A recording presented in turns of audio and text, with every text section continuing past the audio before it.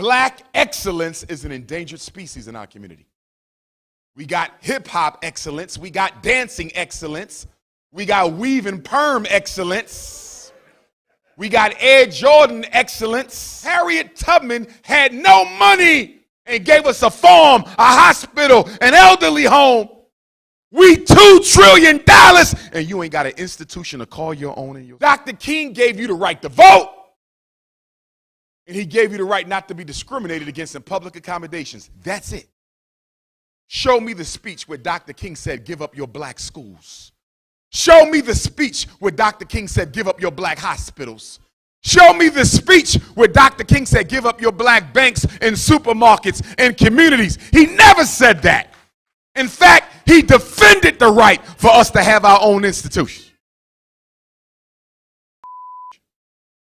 And the question I always ask you all, how is your child going to catch up to the other children? Running slower. Special ed puts the brakes on the pace of progress. It doesn't speed it up. It doesn't speed it up. So why every time your child begins to struggle with math, you go looking for an IEP? Every time your child struggles with comprehension, you go looking for an evaluation. Every time your daughter has an issue with mathematics or algebra, oh, it must be a learning disability. No, it's not. It's a lazy disability. Your black children at Antioch, they're lazy. And so are you. Because if you were not lazy, there's no way they could pick up the bad habit. You know, I had a black mother who took me to task on that. She said, Dr. Umar, you're absolutely wrong calling the learning disability a lazy disability. I said, why do you say that, good sister? She said, because my grandmother was in special ed. My father was in special ed. I was in special ed. My daughter was in special ed. My grandson is in special ed now. Special education runs in my family. I said, sweetheart, African people are the oldest people on the planet Earth. Special education is only 50 years old. There's no way in hell something a white man discovered last night runs in your family. And then I went on to tell her, good sister, let me tell you what runs in your family. See, your great-grandmother didn't check your great-grandfather's homework. And your grandfather didn't check your father's homework. And your daddy didn't check your homework. And you didn't check your daughter's homework. And your daughter doesn't check your grandson's homework. So it's not special ed runs in the family. Poor parenting runs in your family. That's what you got. And some of you suffer from intergenerational poor parenting. And I'm not here to crucify you. I'm here to say you can change it. Show me a failing child, I'll show you a failing home. Children can't drop out of school until you drop out of their lives. If I was in charge of special ed in America, we would never ever diagnose another child. We would diagnose their parents.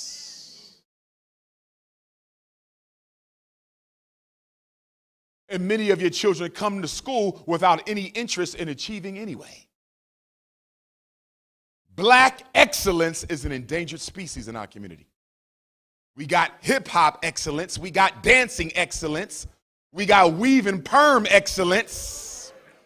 We got Air Jordan excellence. Where's the academic excellence? I submit to you tonight, Antioch brothers and sisters, that we are responsible for the crime in Antioch. The black community is responsible for the crime in our community. And I'm going to tell you why. We're breeding criminals, and I'm going to tell you how we breed them. We raise our black children on a diet of conspicuous consumption and European materialism. You raise your child to believe if you ain't got Balenciaga, you're not as good as the others. If you ain't got Air Jordans, you're not worth as much as those who do. You raise your daughters, if you ain't got that weave or that perm or that pocketbook, you less than. And we don't raise them just on any old merchandise. We raise them on the most expensive things white people make. So here's where you are breeding the criminal. To tell a child you need Nikes on your feet.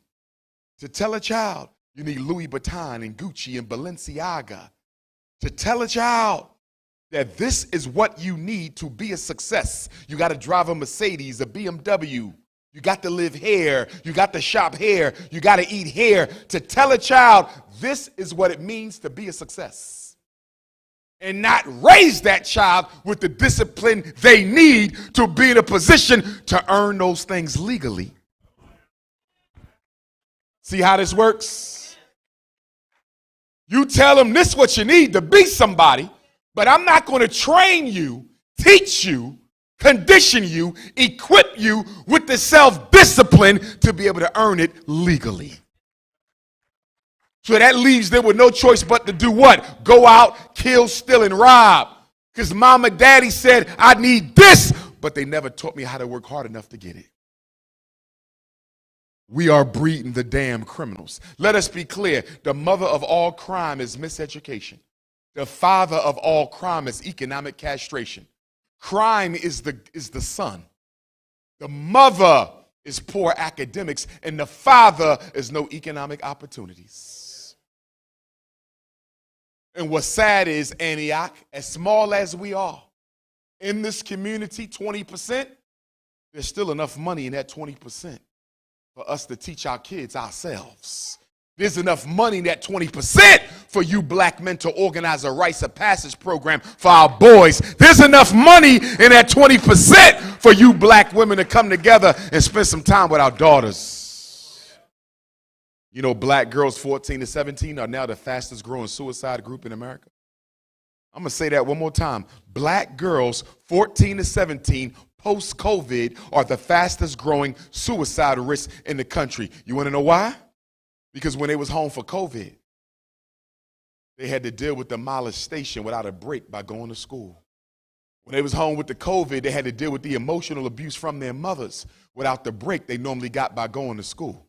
When they was home during COVID, they were parentified by their mothers and fathers, forced to take care of their younger brothers and sisters, sometimes because that's just the way it had to be. But the stress of being a young black girl with the sex abuse and the emotional abuse and the parental abandonment and everything else that comes with that has our daughters overdosing on pills and risks. I know because I work with them. I was in a high school in West Philadelphia some time ago where we found a young lady in the bathroom cut her wrists because her boyfriend left her. I want all you fathers to know something in here. If you find out that your daughter gets pregnant by one of the young men here in Antioch, I don't want you to go trying to put your hands on that young man. I want you to look in the mirror. Teenage pregnancy is the result of a father not investing in his daughter's emotional development. Absentee dads breed teenage pregnancy. Now, Pastor, I don't know where you got these cutouts, but you have to let me know, sir, because I need some for the Frederick Douglass Marcus Garvey Academy. Get a pastor a hand. I need some of these. And you know, it's funny because when we talk about the Honorable Frederick Douglass, who I'm related to by blood, my 4 times great-grandfather, and he grew up together in Talbot County, Eastern Shore, Maryland. But when we talk about Frederick, everybody's quick to point out, Dr. Umar, you don't support the Snow Bunny crisis, but didn't your cousin marry a white woman? And it's very true. Frederick Douglass did marry a white woman as an old man. And I don't have a problem with you holding him accountable for that because he should have never done it. However, his first wife was a blue, black, purple chocolate woman named Anna Murray Douglass. Give her credit. Put some respect on that black woman's name. She's the one who helped him run away from slavery. She's the one who came up with the scam to get him out of the slave chain. She's the one who raised those 5 children when he was on the road fighting for our freedom. It was that black woman, Anna Murray Douglass, who ran the Underground Railroad in Rochester, New York, when he was not home. Put some respect on that black woman's name. And then I think of this woman over here. If you have never been to the Queen Mother Harriet Tubman gravesite in Auburn, New York, you make sure you go. Take a trip. Pastor, if you ever decide to do a church trip up there, you let me know. I'll meet you guys up for the tour. Where Harriet Tubman was buried at, y'all, there's a tree coming out the ground behind her tombstone. You can't tell me her spirit not in the tree. Right behind the tombstone, the biggest tree you can see. I know that's her spirit in there. This black woman who ran away from slavery to freedom, one county away from where Cousin Fred ran, 1849, right before they passed the Fugitive Slave Bill. So she runs on up through Wilmington, Delaware. In fact, Harriet Tubman's main European financier, Thomas Garrett, is buried a few blocks from our school. When you come to the grand opening of the Frederick Douglass Marcus Garvey Academy, I'm going to take you on a little Underground Railroad tour of Wilmington.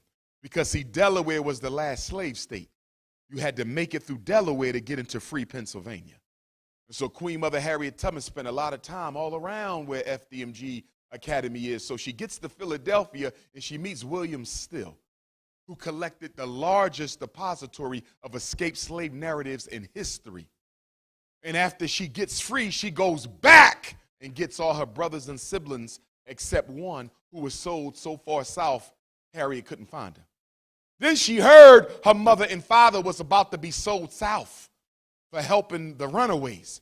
So Harriet Tubman comes to Wilmington, Delaware, gets with Thomas Garrett. He loans Harriet a horse and carriage, and this little black woman over here, about 5 feet and 100 pounds, soaking wet, takes this horse and carriage by herself into the slave territory of Maryland, throw her mother and father on the back, and ride out.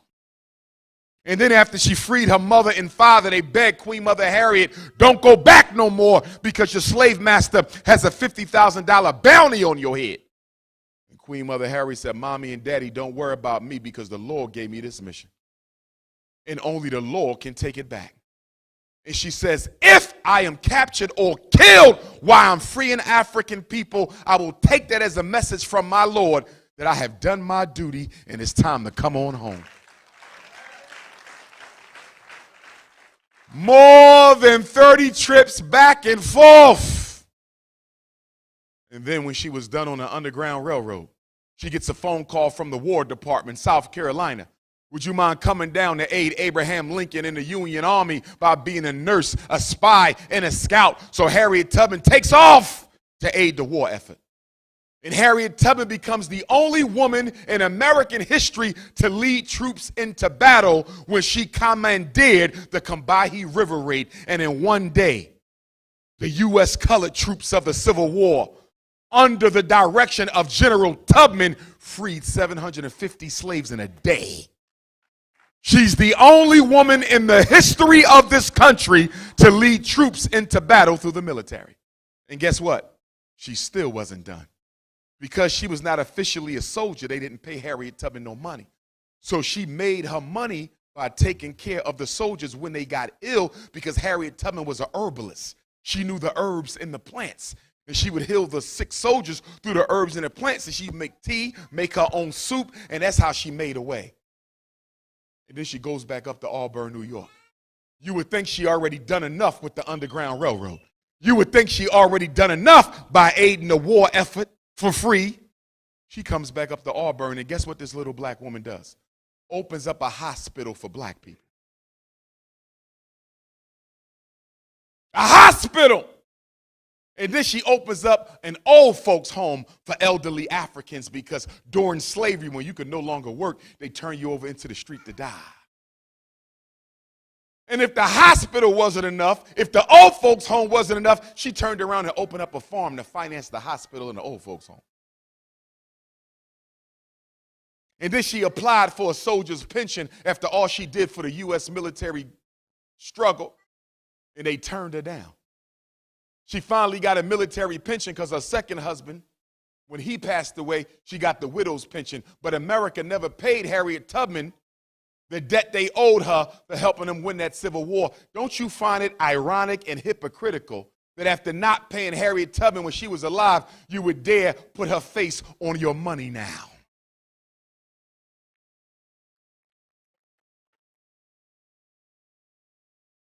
And then when she was old and gray, right before she passed on, March 10th, 1913, They sat Harriet Tubman down and they interviewed Queen Mother Araminta Ross.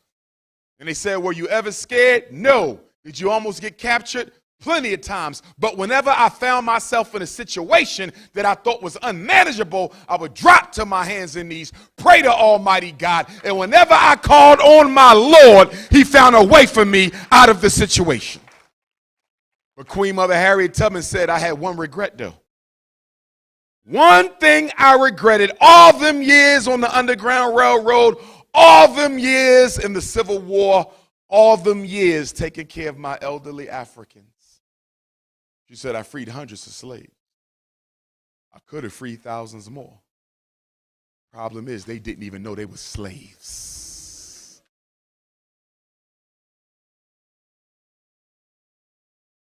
I give you her story because I want to know, how is it we as American Africans are a $2 trillion people? Harriet Tubman had no money and gave us a farm, a hospital, an elderly home. We $2 trillion and you ain't got an institution to call your own in your city. Nothing disturbs me more when I travel this country. Nothing disturbs me more when I travel this country than to see black people wasting all this money, not redirecting any of it to build any of the institutions we need. They turning in their grave. We just celebrated this man's birth, the good Reverend Dr. King. And you got black people trying to blame Dr. King for integration. Dr. King ain't had nothing to do with integration. Dr. King was dead before integration came. Dr. King gave you the right to vote, and he gave you the right not to be discriminated against in public accommodations. That's it. Show me the speech where Dr. King said, give up your black schools. Show me the speech where Dr. King said, give up your black hospitals. Show me the speech where Dr. King said, give up your black banks and supermarkets and communities. He never said that. In fact, he defended the right for us to have our own institutions. But you Negroes, let the baby talk, that's the ancestors. You Negroes. It was you who sold out Dr. King's dream by running away from your people, trying to disappear in a sea of whiteness.